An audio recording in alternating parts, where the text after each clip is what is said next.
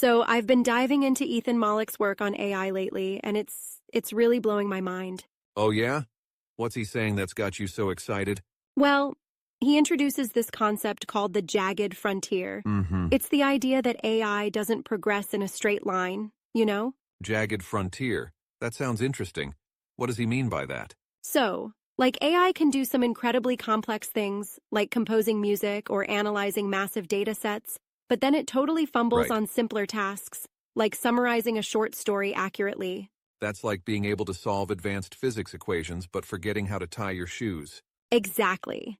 It's uneven progress, and Malik thinks understanding this is crucial. Yeah. It helps us know where to rely on AI and where to be cautious. So, how do we navigate that unevenness? I mean, when should we trust AI to handle tasks? Well, that's where his weight calculation comes into play. Oh, interesting. It's about weighing the pros and cons of jumping into AI projects now versus waiting for the tech to mature. Kind of like deciding whether to buy the first model of a new gadget or wait for the improved version? Exactly. He uses this analogy of traveling to a distant star.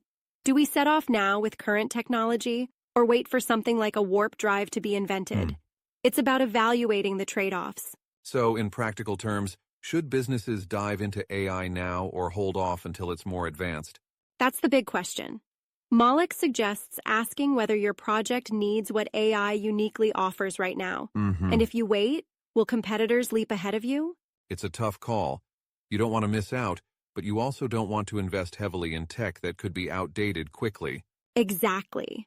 And that's why he emphasizes becoming AI fluent, spending at least 10 hours experimenting with AI to really grasp its capabilities and limitations. 10 hours? That's like binge watching a series over a weekend. Haha, yeah. And by doing that, you start understanding where AI fits into your work. Right. You get hands-on experience with its quirks. But AI is also starting to develop senses, right? Mollick talks about it moving beyond just text and voice. Yes. AI is beginning to perceive the world more like we do. Yeah. For example, he had AI act as a venture capitalist evaluating live student pitches. Wait, so the AI was watching the presentations and analyzing them in real time? Exactly. It wasn't just processing what was said, but also interpreting tone of voice, body language, even picking up on nervous tics. Wow. It's like AI is developing eyes and ears. That's both amazing and a bit unsettling. I mean, if AI can do that, what's next? Well, that leads to his discussion about AI agents, systems that can act independently in the world. They can make decisions and take actions without human intervention. So you're saying AI could, manage entire projects on its own? Precisely. Imagine assigning an AI agent to plan a whole conference. It would handle booking venues, scheduling speakers, sending invitations, even making adjustments on the fly based on feedback.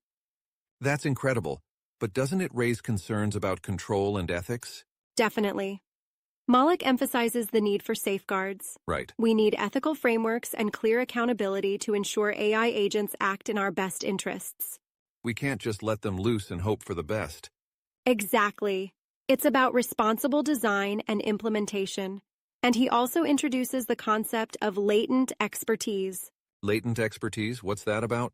It's the idea that AI can help us unlock knowledge and skills we have but aren't fully utilizing.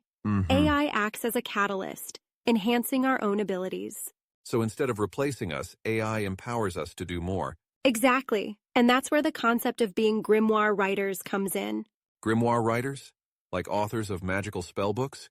Yes, we craft the spells or prompts that unlock AI's full potential. I By see. mastering how to communicate with AI, we can direct it more effectively. That's a fascinating metaphor.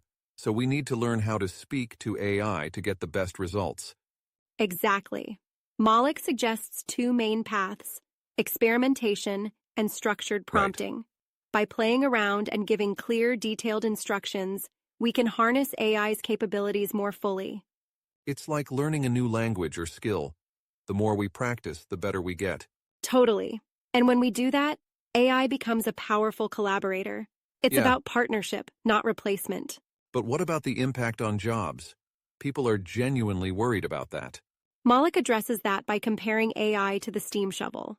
The When it steam was shovel? invented, it revolutionized construction but didn't eliminate jobs. It changed them. So workers learned new skills and adapted to the new technology. Exactly.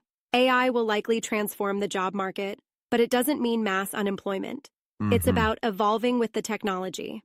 That's reassuring, but it still means we need to be proactive in adapting. Absolutely. And Mollick suggests that AI could actually make workplaces more equitable. Really? How so? In studies, they found that using AI tools boosted performance across all levels of expertise.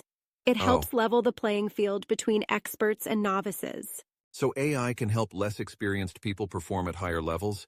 Exactly. It democratizes access to expertise, and that's huge for organizations. Speaking of organizations, it sounds like businesses need to rethink how they operate. Definitely.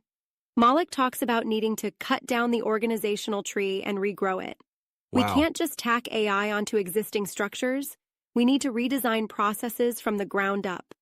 So it's a fundamental shift, not just a superficial change. Exactly. And this applies to education too. He mentions the homework apocalypse. The homework apocalypse? That sounds dramatic. Well, since AI can handle standard assignments, traditional homework becomes obsolete. Right. It forces educators to rethink teaching methods and assessments. So teachers need to focus more on critical thinking and creativity, things AI can't replicate. Precisely. It's about emphasizing the uniquely human skills. This is a lot to digest, but it's also exciting to think about the possibilities. Absolutely. Mollick encourages us to embrace the weirdness of AI, Haha. to experiment and see where this collaboration can take us. So instead of fearing AI, we should be curious and proactive in exploring how to work with it. Exactly. It's an opportunity for innovation and growth. Well, I think it's time I spent those 10 hours becoming AI fluent. You and me both. Let's dive in and see what we can create together.